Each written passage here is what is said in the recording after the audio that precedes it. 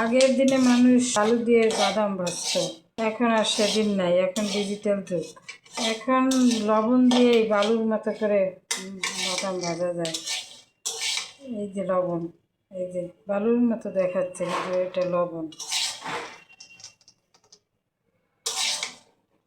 এটা লবণ। অথচ বাদাম সেই বালু দিয়ে বাদাম ভাজলে যেরকম চরচর করে ফোটে, সেরকমই বাদাম চরচর করে ফুটতেছে। এই যে বাদাম ফাটলও দিছে অনেক জায়গায়, এই যে ফাটতেছে বাদাম, এই যে চটচট করে ফাটতেছে।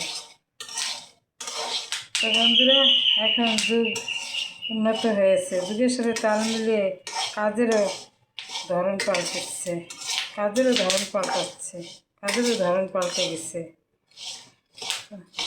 তো কীভাবে বাদাম ভাজে, তো নতুন যারা গৃহিণী তাদেরকে দেখানোর জন্য টিপসটি গুরুত্বপূর্ণ। এইভাবে বাদাম ভাজলে আপনার যাকে খাওয়াবেন সে আপনার জন্য পাগল হয়ে যাবে।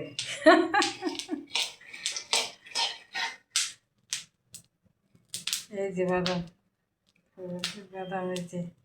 এই যে বাদাম কি হচ্ছে।